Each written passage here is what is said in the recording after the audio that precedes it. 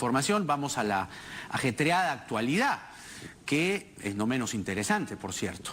El fin de semana la bancada de Peruanos por el Cambio, que va a dejar de llamarse así en un breve tiempo, le dio un ultimátum al presidente Martín Vizcarra para que defina su posición en torno a, primero, el plan de gobierno de la agrupación que llevó a Pedro Pablo Kuczynski a la presidencia, y si va a necesitar o no, en términos políticos, ¿no?, de la bancada que no es tan oficialista. Por lo menos eso nos lo dijo la semana pasada aquí en este estudio Juan Cheput, congresista de Peruanos por el Cambio, que adelantó, confirmó que él no se siente oficialista. Y él está aquí de nuevo con nosotros para hablar ya después de la respuesta del presidente Martín Vizcarra, porque le pidieron un ultimátum el fin de semana y finalmente el presidente Vizcarra les ha respondido. Congresista Cheput, buenas noches. Muy buenas noches, Jaime. A ver, lo que ha dicho el presidente es que no son, o él no se siente parte del partido porque llegó de invitado. ¿Cómo ha recibido esta respuesta? Bueno, como que está mal asesorado el presidente, ¿no? Yo creo que lo mínimo que debería hacer el jefe de Estado es reconocer que su posición como máxima autoridad se debe a un partido político y a una plancha que encabezó Pedro Pablo Kuczynski, y ese partido político tiene nombre, se llama Peruanos por el Cambio. Cuando uno intenta hacer este tipo de negativas, lo único que genera es un mayor espacio de controversia, ¿no? Por una sencilla razón: no se puede desconocer la participación de Peruanos por el Cambio en el triunfo electoral del año 2016, como tampoco se puede desconocer que el señor Martín Vizcarra fue personaje protagonista del mismo, a tal punto que fue el jefe de campaña. Entonces decir, yo soy un invitado, ¿no?, cuando uno está en el poder, es simplemente repetir el error de Humala, el error de Alan García, el error de Toledo, de creer que se puede gobernar al margen de los partidos. Y ya vemos cómo han terminado. Pero técnicamente él era invitado, ¿o no? Bueno, lo que sucede es que ese término invitado no se puede hacer extensivo a una plancha que esté integrada por un factor común, que es el plan de gobierno. Desde el momento que una persona adhiere a una plancha, pues está diciendo, yo comparto los ideales de esta agrupación que se registran en un plan de gobierno. Y ese plan de gobierno se manifiesta con un discurso de campaña y con actitudes de campaña en las cuales el presidente participó activamente. Que luego él diga, yo he sido un invitado, ¿no?, estoy al margen, es simplemente repetir el error histórico de los otros presidentes. Y ya sabemos cómo terminamos, ¿no? Pero ustedes le conminaron al presidente Vizcarra que el fin de semana, en este ultimátum, que respete el plan de gobierno. Ya mira, eso fue Jorge Villacorta. ¿Qué parte del plan de gobierno quieren que respete Martín Vizcarra? Íntegro. Mira, en principio no hubo una ultimata, no hubo ultimátum de parte de Peruanos por el Cambio. Lo que señaló Jorge Villacorta fue que era importante que el presidente se manifestara a favor, ¿no? Creo que fue una posición estrictamente personal, porque yo participé en esa reunión durante una hora, fui un invitado del Comité Ejecutivo Nacional y de la Comisión Política de Peruanos por el Cambio, pero no se llegó a esa conclusión y tengo entendido que tampoco fue parte de lo definitivo, ¿no? Fue una expresión del secretario nacional de organización de Peruanos por el Cambio, que no es... O sea, se mandó por la libre. Se mandó de ninguna manera un ultimátum, porque no lo podemos hacer, tan simple como eso. Mira, el presidente de la República tiene todo el derecho a decidir gobernar con la bancada liberal.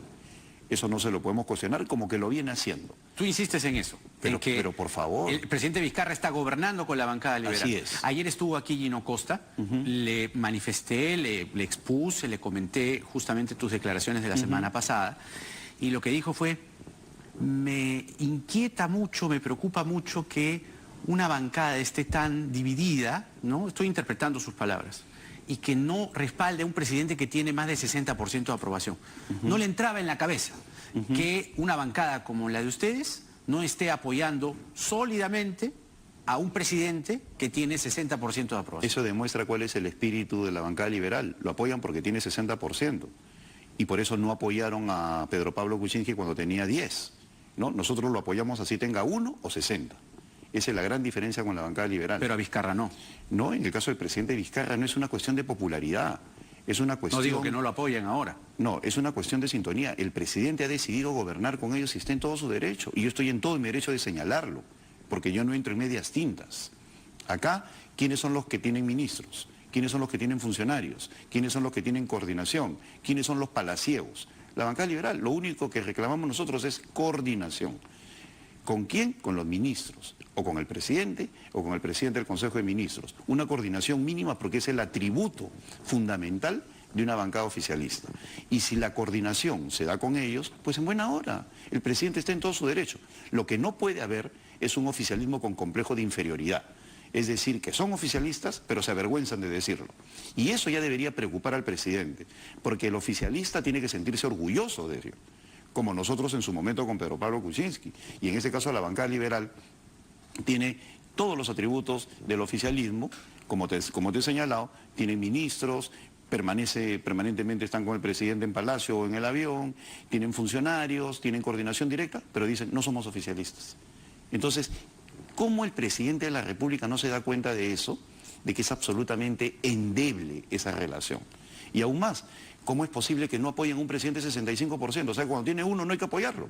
Bueno, nosotros, en Peruanos por el Cambio, a Pedro Pablo Kuczynski con 1, con 5, con 10 lo apoyamos. A tal punto que nosotros suscribimos el indulto porque fue una decisión política del presidente y no estamos en desacuerdo con una posición política porque es una atribución constitucional de Pedro Pablo. Pero a ver, entonces, después de tus declaraciones de la semana pasada en este programa, han pasado varias cosas. Puede ser coincidencia, puede que no. Porque vino esta reunión del fin de semana, luego vino la carta de Pedro Pablo Kuczynski renunciando a la presidencia de Peruanos por el Cambio, y ahora el presidente Vizcarra les contesta, ¿no? Entre líneas, pero les contesta. Les dice, yo no me siento parte de esa bancada, yo gobierno con todas las bancadas. Eso es lo que ha dicho.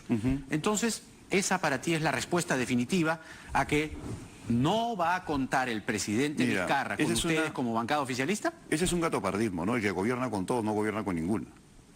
No existe esa situación de yo gobierno con todos.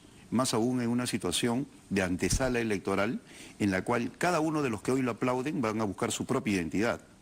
Yo creo que hay que buscar puntos de coincidencia a través de la bancada oficialista, es decir, los señores de la bancada liberal que empiecen a articular pues, con otras bancadas una agenda común para que de esa manera se pueda construir, a partir de los objetivos de Estado, una política que permita desarrollarse en los próximos meses. Pero uno no puede decir, no, yo gobierno con todos, ¿no? Eso no existe, simplemente no existe, porque no es realismo político. Y si tú no tienes un adecuado enfoque de lo que viene aconteciendo, estás en la antesala del desastre. Y nosotros no deseamos eso para el presidente Vizcarra. Por eso es que señalamos. ¿Qué desastre? La antesala del desastre significa pues la pérdida de gobernabilidad, de legitimidad, de popularidad.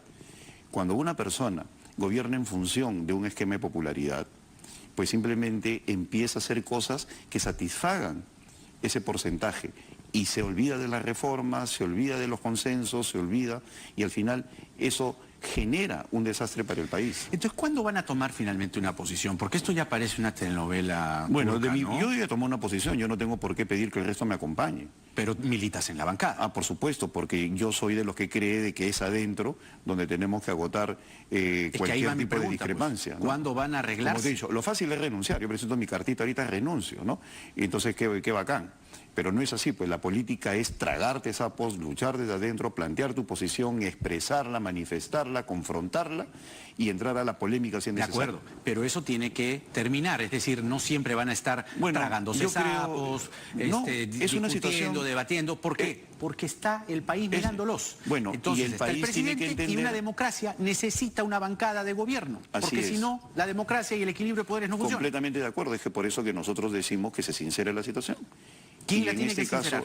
Bueno, el presidente ya la sinceró desde mi punto de vista. ¿Con esta declaración? Con esas declaraciones, no, pero ya esto es una situación que se repite, ¿no? Ya, mira, pero esto es la cereza. En política, más importante que la declaración es el gesto y los hechos. Y en los hechos yo me ratifico en lo que dije hace una semana. No somos la bancada oficialista. Ese es el imperio del autoengaño, pensar que somos la bancada oficialista, que porque uno se mete al avión y se pasea, etcétera, etcétera, es oficialista. No es así. Los atributos del oficialismo son 4. En primer lugar, la coordinación permanente. Que no hay. Que no hay. En segundo lugar, la agenda común de desarrollo. En tercer lugar, la participación activa en las decisiones de Estado. Y en cuarto lugar, cómo generamos una gobernanza a partir del convencimiento de la opinión pública con nuestros actos, nuestros hechos y nuestras declaraciones. Ese estado de ánimo que es la base de un gobierno. Y nada de esas cosas hay. Yo me entero de lo que un ministro necesita en el pleno, ¿no? A último momento. Y como bien señalaba Gilbert Violeta, el papelito lo trae un miembro de otra bancada. Eso hay que decir. ¿Qué es eso? Y ante esa situación, ¿de qué bancada? De la coordinación, o de Nuevo Perú, como ha sido en algunos casos, o de la bancada liberal. Lo ha manifestado Gilbert como dirigente del partido. Entonces, si existe esa situación, pues yo no me presto a eso, ¿no? Yo hago política porque soy político, no porque soy una persona que tiene que callar ante una situación que yo considero que es dañina para el país. Pero, a ver, te decía entonces, después de tragarse sapos, polemizar, arreglar todo a puerta adentro, el país los está mirando. Hay una democracia que necesita no solamente ejercitarse y fortalecerse, sino también visibilizarse. Y lo que se tiene a la vista es una pelea ahí que... No, yo no lo veo así. Mira, tal vez, no parece que termina. Tal vez lo que sucede es un desconocimiento de lo político. Al presidente también se le ayuda sincerando la situación. Y nosotros no hemos dicho que vamos a pasar a una oposición. Por eso te señalaba hace unos instantes, y si quiere más tarde revise el video, yo digo que la bancada liberal sea la que se convierta en la bisagra con el resto de bancadas. No, no, y nosotros eso me vamos queda a colaborar. clarísimo. Entonces, Y por ahí va la cosa. por supuesto, nosotros no vamos a entrar en una óptica destructiva ni cosa por el estilo. Yo creo de que los pilares de la democracia son oposición y oficialismo. Claro. En la medida de que ¿En cuál te ambos... ubicas tú? Yo, en estos momentos, en la oposición. Tú eres un congresista opositor. Yo entonces. creo, claro, pero la oposición no tiene que verse como una fase de... Tú has dicho, los pilares de una democracia son oficialismo y oposición. Es que hay porque no quienes existen dicen, medias tintas. Así es. No, Entonces, o eres ¿cuál es tu- oficialista y como oposición te conviertes en conciencia crítica, Sí. no en un demoledor, No en un ciego. Se ha ¿no? mal No, concebido la oposición aquí, claro, sobre todo en acá, estos 2 años y medio que o sea, hemos visto una bancada Una oposición tiene que tener un gabinete en la sombra, un shadow cabinet, Sí. decir, por si acaso en estos momentos existen discrepancias, yo creo que eso se puede hacer de una manera u otra. Aún más, yo reconozco que hay estupendos ministros, por ejemplo, el ministro de Vivienda, Javier Ya, Piqué. entonces tú te ubicas en la oposición. Yo en estos momentos sí, porque no veo otro papel, desde el momento que no hay coordinación ni cosa por el estilo, yo tranquilamente puedo representar una posición al interior de mi bancada y decir no estoy de acuerdo con esto. ¿Y el Como que cambio no lo de estoy. nombre? ¿Para cuándo? Yo creo que eso es fundamental también por una sencilla razón. Pero no por el cambio necesita tener una propia identidad y la identidad ligada a un personaje, que en este caso es una persona trascendental, pues se trata de un expresidente del Perú, no puede continuar. Yo creo que en el Perú Pero que los acabó mal, ¿no? ismos... Acabó mal. Bueno, como han acabado mal todos los que son mal de caudillos. muchos, Consuelo de Tomás, No, no es eso. El problema es del Perú. El Perú está enfermo desde el momento que en lugar de partidos políticos tenemos una serie de caudillos. Acá no es Perú posible, es el toledismo. No es el APRA, es el alanismo. No es el Partido Nacionalista, es el humalismo. No es Fuerza Popular, es el fujimorismo. No es Peruanos por el Cambio, Cambio, es el pecaucismo, ¿no? O el pepecaucismo. ¿No? Entonces, Ya, pues. eso no puede continuar. Y ese es un drama del Perú. Entonces, desde el momento de que en Peruanos por el Cambio están decidiendo cambiar el nombre, pues me parece estupendo. ¿Y cuál va a ser el nombre? No lo sé. Yo creo que tiene que ¿Hay ser una un nombre... terna? ¿Están proponiendo ahí algún nombre? Hoy ¿no? día en la mañana hablaba con una distinguida periodista y hablábamos de esa terminología moderna que vincula con movimientos ciudadanos, ¿no? Con frases más que con siglas o eslogans. Es una cuestión que desde el punto de vista de la modernidad podría ser aceptable, en todo caso dependerá de Peruanos por el Cambio, ¿no? Ahora, eso tiene que pasar pronto, ¿no? Sí, yo Después creo de la que carta de PPK, sobre todo ayer. Yo creo, ahora, la carta tiene un elemento desde mi punto de vista importante, que es el complot, en primer lugar. El reconocimiento público de que ha habido un complot. ¿De ¿no? quién? Eso es lo que hay que averiguar. Algún día se tendrá que saber quiénes son ¿Tienes esos una pista? complotadores. Bueno, lo que sucede es que dejando de lado, mira, el complot no es solamente una situación externa, el complot se define como tal desde el momento que tiene colaboradores adentro. Entonces, ese complot, Complotaron contra PPK, él lo señala en su carta. desde dentro. Es que el complot no funciona sin aliados, ¿no? Implosiona, porque existe un nivel de coordinación. Eso en algún momento se tendrá que determinar, ¿no? ¿Vizcarra complotó contra PPK? No he dicho eso, Te estoy preguntando. no lo sé, pero la palabra complot ya es una palabra grave que amerita que se investigue. Y si no se investiga, igual va a salir a flote, ¿eh? No tengas la menor duda. La desclasificación de información de parte de diversos protagonistas es algo que está surgiendo por su propia madurez. O sea, pasan los días y surgen nuevas voces, personas, yo conversé, yo hablé, etcétera, etcétera. Entonces, al final, todo va a salir a flote. ¿Y le crees a Jenny Vilcatoma cuando hizo esa afirmación de que se reunió con Mamán y el día de la juramentación de Vizcarra? Bueno, ¿Entre Vizcarra y Mamán? Hay dos partes ahí, ¿no? Una, la denuncia constitucional, que puede ser válida, un congresista lo puede hacer, y la otra, el hecho. No encuentro sustancia en la declaración. ¿No? Lo que sucede es que ella tendría que sustentar mejor su aseveración, ¿no? En este momento lo cuento muy epidérmico. ¿Pero crees que hay un hilo que se puede ir jalando? Eso sí, no tengo la menor duda de que hay un hilo conductor que no necesariamente se debe relacionar con el presidente, sino con personas que con sus actitudes, sus intrigas, su tratar de separar al partido del presidente colaboraron en esta situación. Porque yo creo que el principal daño que se le hizo a Pedro Pablo Kuczynski fue separarlo de su partido, para casualmente tenerlo aislado, ¿no? En un universo de tecnócratas que no entendían lo que era la política, que creyeron que al fujimorismo no había que confrontarlo. Mira, cuando yo confrontaba al fujimorismo en agosto, septiembre, octubre del 2016, ahí están los titulares de los periódicos y las columnas, ¿no? Está dinamitando los puentes, está haciendo esto, el otro, ¿no? O sea, lo que luego reclamaron y luego aplaudieron, en un principio lo negaron. Entonces, ese afán de separar al partido del presidente fue la etapa número 1 del proyecto llamado complot contra Pedro Pablo Kuczynski. ¿Ahí tiene algo que ver Mercedes Arauz? No, yo no quisiera señalar nombres, no veo por qué se le menciona. Lo que sí te quiero decir es de que hubo, lamentablemente, o por ignorancia política, o por desánimo, o por colaboración, o por lo que sea, un afán de separar al partido de Pedro Pablo, y ese fue el componente fundamental en la caída final, en la renuncia del presidente. ¿Qué te ha parecido su carta, su retiro, digamos, o la formalización de su retiro? En realidad él ya se había retirado hace buen tiempo, pero en la carta, además de expresar entre líneas este dichoso complot, que algún día conoceremos la historia, porque igual es fascinante conocer una historia así, él ya, vamos, formaliza un retiro. ¿Te parece justo el retiro de PPK en esos términos? Mira, él ya es un expresidente del Perú y lo será siempre. Ocupa un lugar en nuestra historia importante. Es la renuncia a la presidencia del partido, pero no la renuncia a la historia del Perú. Él ya ocupa allí un lugar importante. Lo que creo yo es que el presidente Kuczynski debe ya separar de su entorno a los abejorros, ¿no?, que están ahí, ¿no? Olvídate del partido, aléjate del partido, que están, y que son los que le hicieron daño en su momento cuando presidente, cuando le decían renuncia, que se cae el mundo, y los que ahora siguen pululando buscando de que se aleje del partido. Esos son los que le hacen daño, y el presidente sabe quiénes son. Y además, en la definición del intrigante... ¿Qué presidente? ¿Te refieres a Kuczynski? A Pedro Pablo Kuczynski. A Pedro Pablo Kuczynski. Además, cuando se menciona allí en la carta la intriga, bueno, la intriga es fácil de identificar. Dime quién te indispone con otros, ahí tienes al intrigante, ¿no?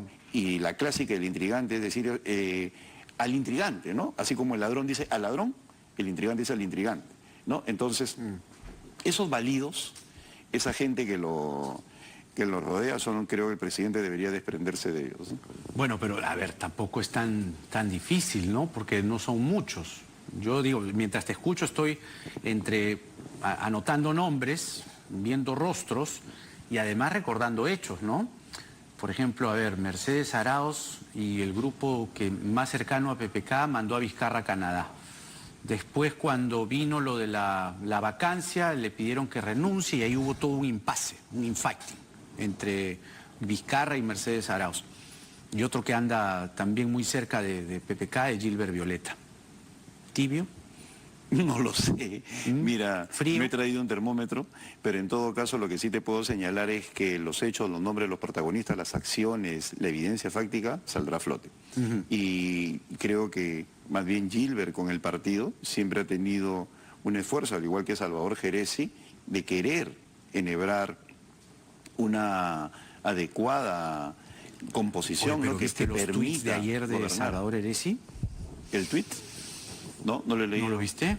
Sí, claro, le agradecía a PPK por formar partidos jóvenes y todo, pero los memoriosos aquí sacaron un tuit del 2018 que hablaba de la plata de PPK que había recibido de Odebrecht. Es que, no, pero lo que sucede es que también hay que ver el contexto, ¿no? ¿Quién entiende? Mira, las redes sociales te permiten de manera muy rápida ver lo que escribiste hace un año, 2 años, pero se olvidan de un componente fundamental, el contexto, ¿no? Es como cuando uno lee historia y juzgas pues el medioveo con los ojos de la modernidad. No, esto no es medioveo. Mira, a ver, vamos a ver, lo tienes, ¿no? Vamos para que Juan recuerde los tweets de Salvador Heresia. A ver, ahí está. Este es el de agosto del 2018, mira. Reitero que no he cometido falta alguna e insistiré en mi pedido de someter a disciplina y expulsar a Pedro Pablo Kuczynski de Programas por el Cambio por haber recibido dinero sucio de Odebrecht. Allí sí que hubo delito por millones de dólares en perjuicio del Perú. Fecha 13 de agosto del 2018. Esto fue cuando salió el audio de Salvador Heresia con César Inostroza. Y Lombardi y otros salieron a decir que se sanciona a Heresia, incluso que se lo separe. Ese fue el contexto. Claro, esa es una pero respuesta... se fue directo a la yugular a PPK, pero Salvador Heresia, el otro, ahí está. Mira. Este es con todas las pruebas de que PPK, amigo, recibió millones del dinero sucio de Odebrecht. Me preguntó por qué a él no se le abre un proceso disciplinario de expulsión y se le suspende su militancia de inmediato. Esto fue lo que escribió también el 13 de agosto del 2018. Y el que escribió ayer fue este. Gracias por todo lo bueno que nos diste. Gracias por promover que nuestra generación pueda impulsar ese gran partido orgánico, programático y con un ideario humanista en favor del Perú. Este es un momento solo de gratitud. Hemos llamado en honor y en rigor a la verdad a Salvador Heresia, pero él ha preferido no declarar.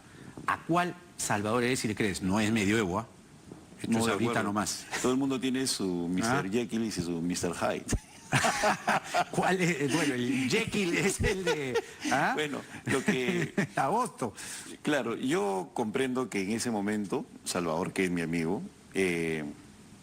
estaba pasando un mal momento como consecuencia de las acusaciones que y le lo que hacían, dijo ¿no? que... Y disparó contra el presidente, pero también soy consciente que posteriormente el mismo Salvador se daba cuenta que había sido demasiado agresivo con Pedro Pablo.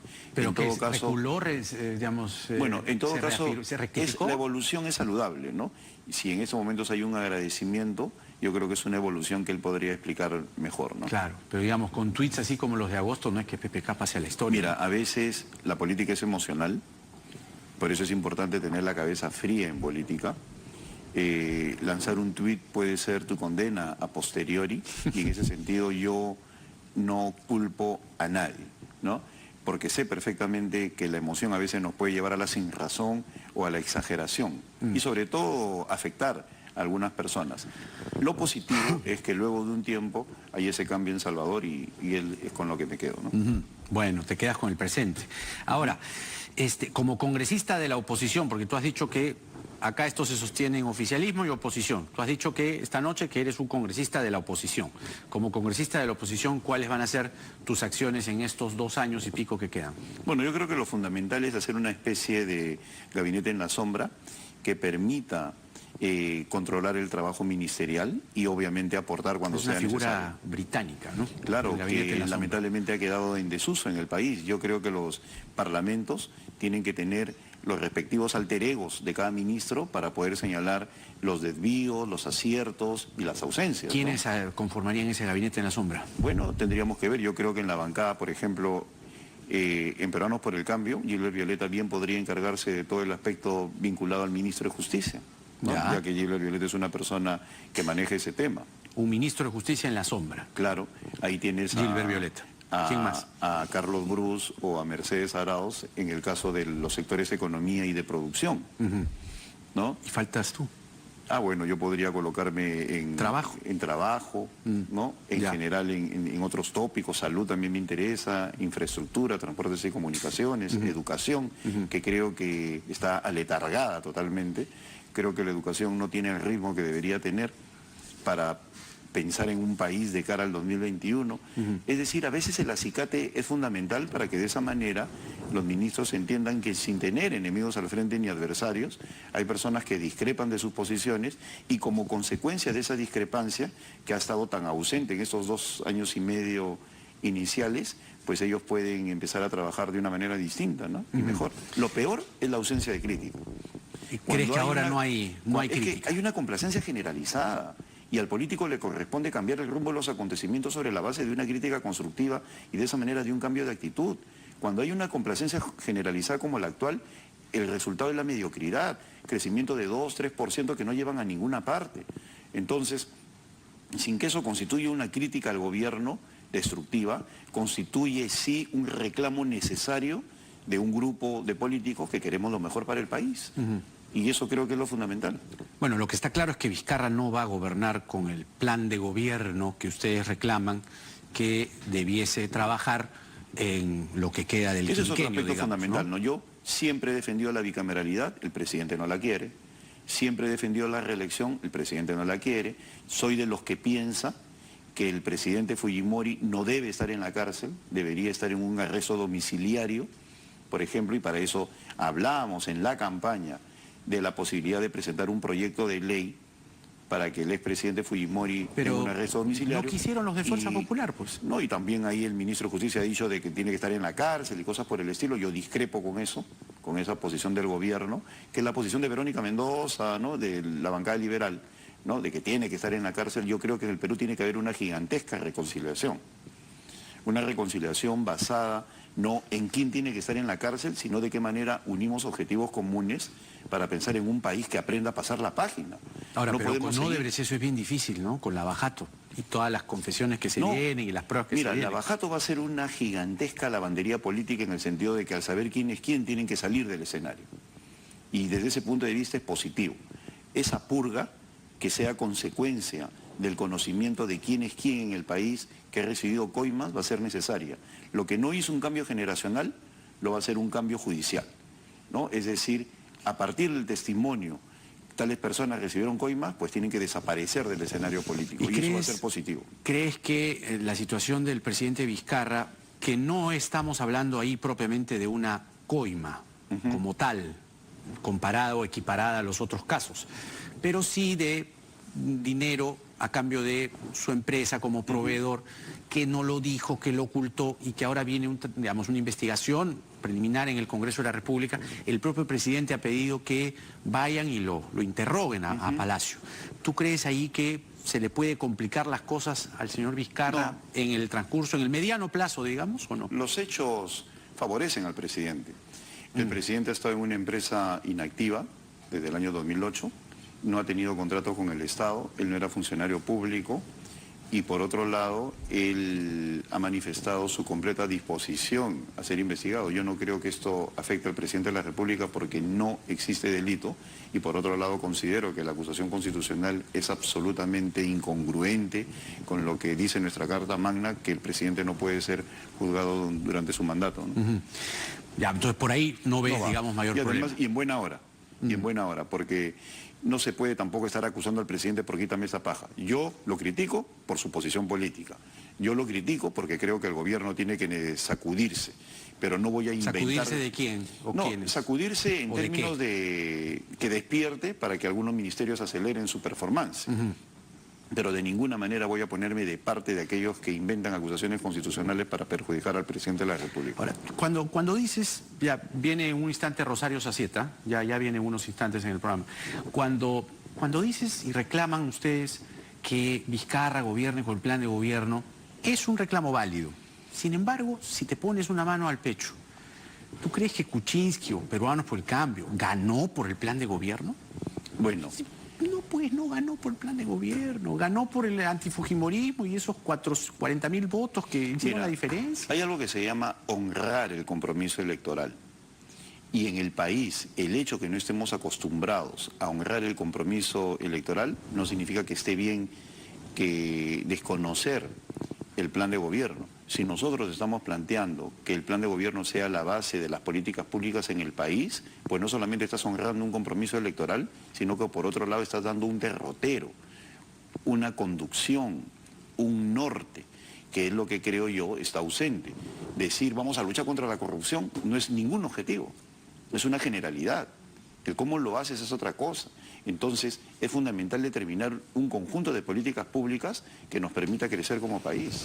Bien, Juan, como nos quedaríamos largo tiempo, siempre es un gusto conversar contigo sobre cosas políticas. Además, ya formalmente te has puesto en la vereda de la oposición, sin que eso sea una cosa destructiva. Simplemente uno tiene que saber ubicarse en un espectro u otro. Entonces tú esta noche te has ya confesado, un congresista opositor Por al gobierno descarte, de no soy Martín oficialista, Vizcarra. soy oposición. Así es, claro, si no eres una, eres otra, si no eres Así blanco, es, eres no hay- negro. no hay- No hay no hay medias medias tintas tintas, así contigo, es. eso es lo bueno, por eso siempre es un gusto conversar contigo. Hasta la próxima. Gracias. Juan Cheput, congresista de la oposición, así lo ha dicho esta noche. Vamos a la pausa y viene la doctora Rosario Sacieta.